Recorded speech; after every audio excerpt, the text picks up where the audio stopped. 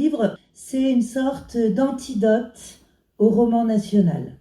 Et puis surtout, il y a plein de gens, et c'est peut-être votre cas, pour lesquels, aux yeux desquels, ce roman national est finalement assez inoffensif. Et donc, on ne voit pas pourquoi il faudrait écrire un récit contre-poison, le terme est lourd, ou alors un récit antidote. Alors, le roman national, pour les plus anciennes et les plus anciens, c'est ce qu'on vous a enseigné à l'école.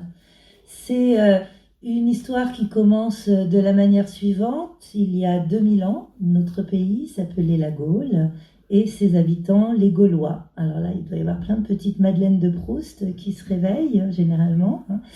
Et donc, c'est l'histoire où on vous raconte l'épisode épique de Vercingétorix qui, coincé dans Alésia, va déposer, sort d'Alésia sur son grand cheval blanc et va déposer ses armes au pied de César. C'est ce geste sacrificiel absolument extraordinaire par lequel il dit qu'il s'est battu jusqu'au bout, courageusement, mais que pour sauver son peuple, il préfère se rendre.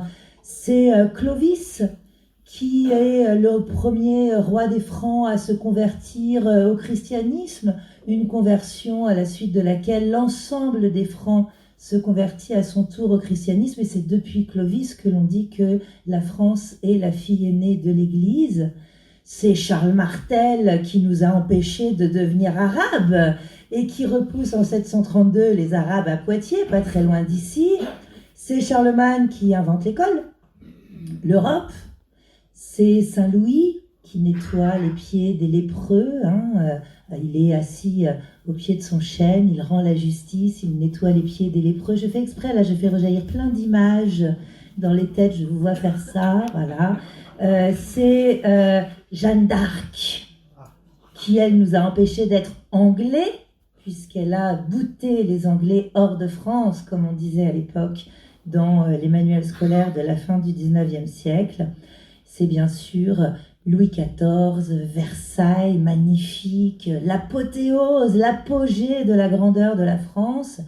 Et puis une France ensuite qui, après avoir rétabli l'ordre en faisant une petite révolution, 1789, pour rétablir un bon roi ensuite, part à la conquête des peuples primitifs, avec la colonisation, pour leur exporter évidemment la civilisation, auprès de ces peuples sauvages, etc., etc. Ça, c'est l'histoire que je vous raconte là. C'est l'histoire que racontent encore des milliers d'individus.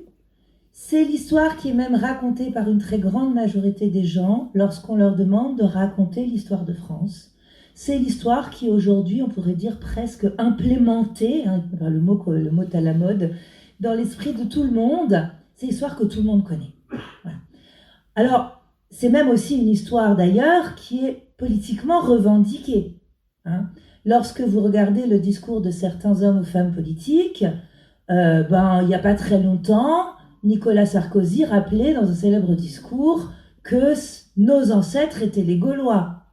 François Fillon, lorsqu'il s'est piqué de se présenter à la présidence de la République, nous a expliqué à quel point la colonisation, c'était quand même un truc pas si négatif que ça. C'était les routes, les hôpitaux, les écoles. En gros, c'était un peu la colonie de vacances. Il fallait arrêter de se repentir avec la colonisation. C'est Marine Le Pen qui met dans son programme électoral qu'il faut rétablir l'enseignement du roman national dans les écoles. Donc, vous voyez déjà que c'est un récit qui est quand même, encore extrêmement présent et qui fait l'objet d'un certain nombre d'instrumentalisations encore aujourd'hui politiques. Mais c'est aussi un récit qui fait plaisir.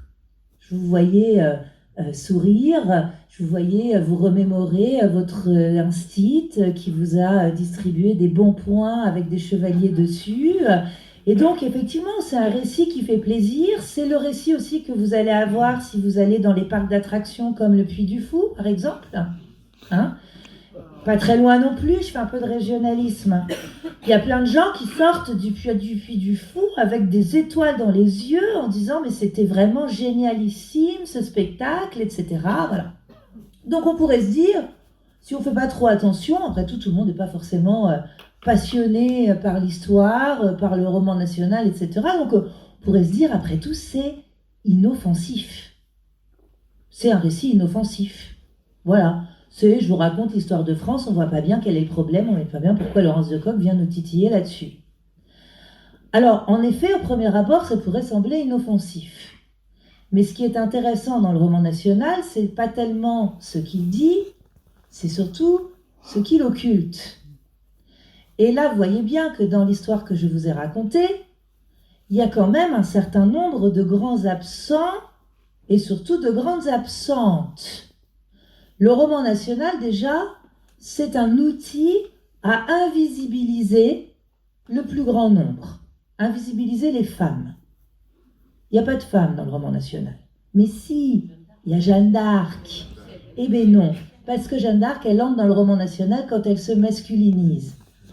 Et d'ailleurs, je vais vous dire, j'ai retrouvé des vieux, des couvre-cahiers du début du XXe siècle, où il était écrit « Les hommes célèbres », et on avait une image de Jeanne d'Arc. Donc vous voyez, premier homme célèbre, Jeanne d'Arc. Quoi ? Donc, peut-être. D'ailleurs, aujourd'hui, c'est une égérie queer, Jeanne d'Arc, c'est intéressant. Mais donc voilà, donc c'est déjà, ça invisibilise la moitié de la population, les femmes. Ça invisibilise 99% de la population, ce que j'aime bien appeler les vous et moi du passé, c'est-à-dire les gens ordinaires. L'histoire que je vous ai racontée, c'est une histoire des grands hommes. C'est une histoire des personnages célèbres. C'est une histoire vue d'en haut. C'est une histoire aussi très événementielle. Le roman national, ça repose sur une suite d'événements, sur une chaîne continue d'événements. Un peu comme des événements fétiches. Par exemple, 1515, vous voyez, ça marche tout le temps. Mais je vous dis, c'est fétiche. Parce que si je viens creuser en vous demandant ce que c'est Marignan, vous allez regarder, voilà, c'est... Parce que c'est compliqué d'expliquer Marignan.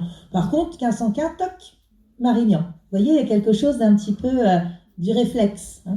Donc c'est une histoire qui est vue d'en haut. C'est une histoire qui est purement politique, une histoire événementielle.